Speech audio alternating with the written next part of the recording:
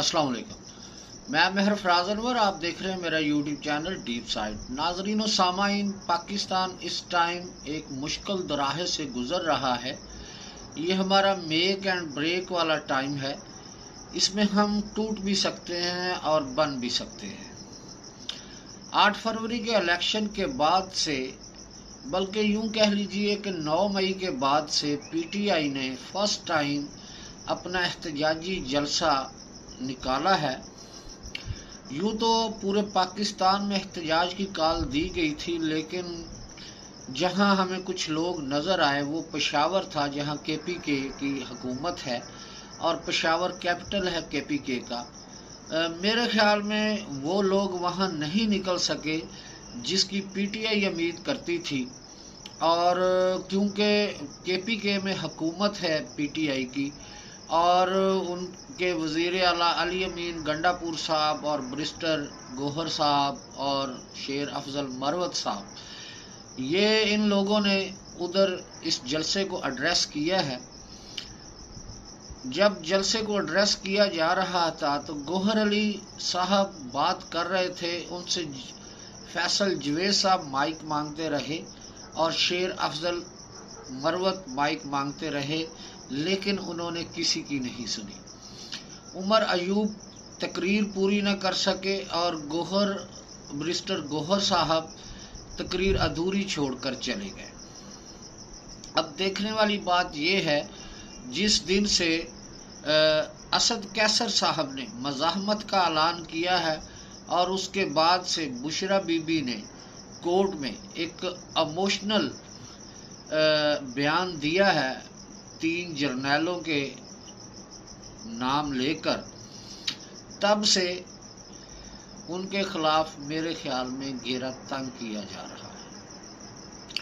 अब बात यह है कि जो अदारे होते हैं या ये खुलकर तो बयानबाजी तो नहीं करते, लेकिन ये अपने इरादों से और अपने बैक हैंड से ये सारा काम करते हैं।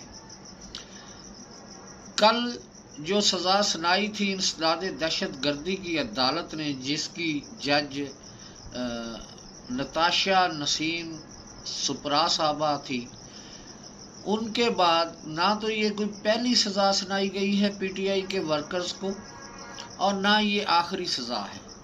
अभी फौजी अदालतों की तरफ से सज़ाएं सुनाना शुरू होनी हैं और उसमें पीटीआई के गिर्द मज़ीद घेरा तंग किया जाएगा, क्योंकि पीटीआई एक ऐसी जमात है, ये कुछ न कुछ दिनों बाद या तो इनके बानी चेयरमैन जनाब इमरान खान साहब कोई ना कोई ऐसा बयान दाग देते हैं जिससे पीटीआई पर दोबारा सख्ती शुरू हो जाती है, या पीटीआई के अंदर से जो मौजूदा लीडरशिप है वो कोई ऐसा बयान दाग देते हैं।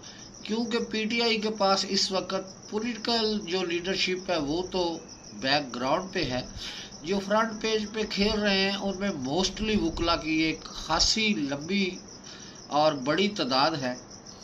इस तादाद में ये वकला हजरात हैं, गो के इनकी आपस में लॉबीज होती हैं और ये इनकी ग्रुपिंग होती है, तो ये एक दूसरे को फिर बाहर आकर नीचा दिखाते हैं। हमें आज यही कुछ पेशावर जलसे में देखने को मिला।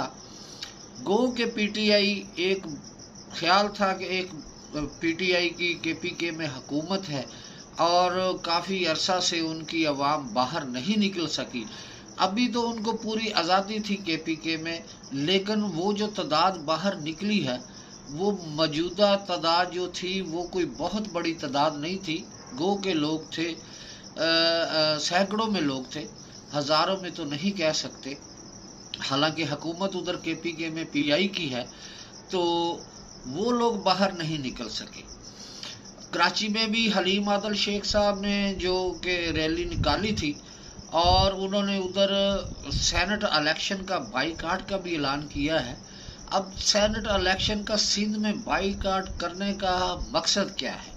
मकसद उधर ये है कि उधर पीटीआई के पास वो मेजॉरिटी नहीं है या वो उनके कैंडिडेट विन नहीं कर सके।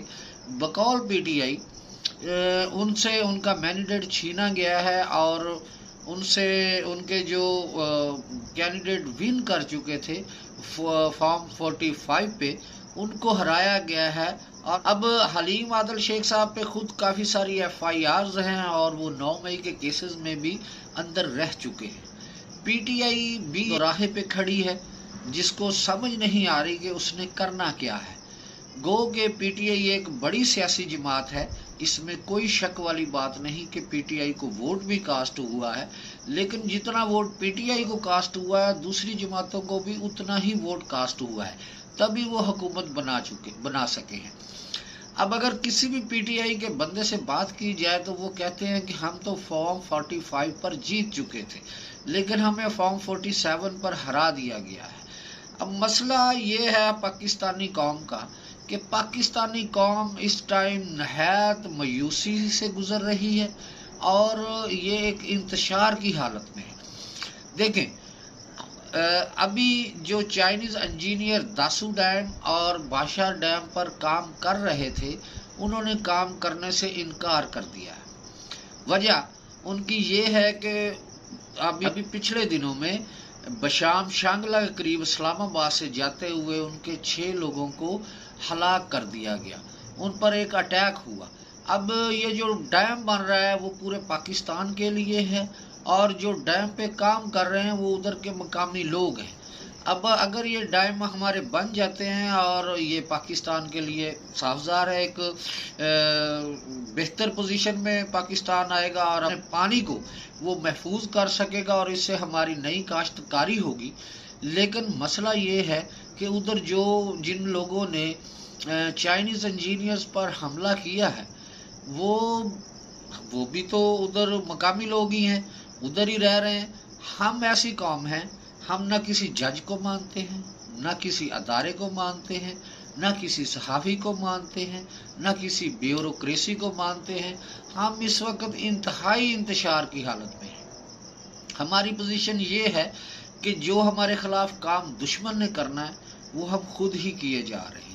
ہم اس قدر تقسیم ہو چکے ہیں کہ ہمیں کسی پر یقین ہی نہیں رہا، ہماری نہ کوئی سیاسی جماعت ایک دوسرے کے ساتھ۔ اب دیکھنے والی بات یہ ہے کہ شیر افضل مروت صاحب جو PTI کے سینئر رہنما ہیں وہ فرماتے ہیں کہ علی امین گنڈا پور صاحب کو ان لوگوں کے ساتھ بغل گیر نہیں ہونا چاہیے، ان کو جفیاں نہیں ڈالنی چاہیے، کام سیپریٹ چیز ہے، ان کو مزاحمت دکھانی چاہیے۔ اور بشرا بی بی کے بیان کے مطابق عمران خان کو 3 جنرل جو ہیں وہ موت کے گھاٹ اتارنا چاہ رہے ہیں اور خود بشرا بی بی فرما رہی ہیں کہ ان کو ان کے شہد میں کوئی چیز ملا کے دی گئی ہے۔ یعنی پاکستانی قوم، پاکستانی سیاسی جماعتیں، پاکستانی ادارے، پاکستانی صحافی ایک دوسرے کے مخالف ہوئے پڑے ہیں، ایک دوسرے کو ہم نیچا دکھانے کی کوشش کر رہے ہیں۔ ابھی ہمیں امریکن صدر نے خط لکھا ہے، اس خط میں نہ تو امریکن صدر نے جناب وزیر اعظم صاحب کو مبارکباد دی ہے بلکہ انہوں نے وہ کہتے ہیں کہ پنجابی کی کہاوت ہے کہ گونگلوا تو مٹی لائیے، یہ در حقیقت میں ہمارے منہ پر ایک تماچا ہے۔ انہوں نے یہ تو کہہ دیا کہ ہم آپ کے ساتھ مل کر کام کرنا چاہتے ہیں، لیکن ہمارے وزیر اعظم صاحب دوسرے ٹنیور میں آئے ہیں تو ان کو مبارکباد دینی چاہیے تھی، لیکن ہمیں مبارکباد نہیں دی گئی۔ اب PTI والے کہتے ہیں کہ جو ہماری جتنی بھی حکومت ہے اس ٹائم وہ چاہے فیڈرل حکومت ہے چاہے 3 صوبوں کی دوسری ہے، KPK میں تو ان کی اپنی حکومت ہے، تو یہ سبھی لوگ فارم 47 کی پیداوار ہیں، یہ ان کے پاس عوامی مینڈیٹ نہیں ہے۔ جبکہ عرفان صدیقی صاحب نون لیگ کے سینئر رہنما ہیں، انہوں نے فرمایا ہے کہ جو عمران خان صاحب اور جیل سپریڈنٹ کے درمیان معاہدہ ہوا ہے وہ ایک مذاق ہے اور قانون کے منہ پر تماچا ہے۔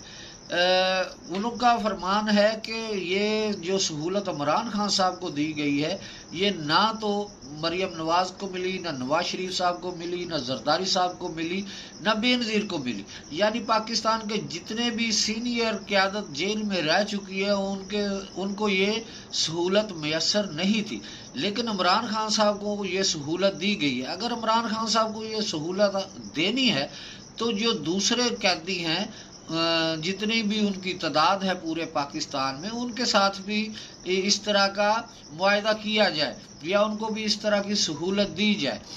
جب نواز شریف صاحب جیل میں تھے تو خان صاحب فرماتے تھے کہ جناب والا میں ان کا AC نکال دوں گا اور ان سے سہولیات چھین لوں گا، لیکن اس حکومت نے عمران خان صاحب سے سہولیات تو نہیں چھینی، لیکن اندر ہی اندر وہ کڑتی ہیں۔ اب رانا ثناء اللہ صاحب نے فرمایا ہے کہ اگر PTI باہر نکلتی ہے عید کے بعد احتجاج کرنے تو ان کو دیکھا جائے گا۔ اب دیکھنے والی بات یہ ہے کہ PTI ہر جگہ پہ ہٹلر کی طرح عمران خان صاحب نے بھی چاروں محاذ کھول دیے ہیں اور چاروں بارڈروں پر ان کی لڑائی جاری ہے۔ لڑائی کس طرح جاری ہے کہ اسٹیبلشمنٹ کے ساتھ ان کی لڑائی ہے، عدلیہ کے ساتھ ان کی لڑائی ہے۔ چیف جسٹس صاحب کو چیف جسٹس نہیں مانتی PTI، بلکہ عمران خان صاحب نہیں مانتے، وزیر اعظم کو وزیر اعظم نہیں مانتے۔ ان کی نظروں میں جسٹ KP کی حکومت ٹھیک ہے اور باقی تمام حکومتیں وہ غلط ہیں اور وہ فارم 45 کی پیداوار ہے۔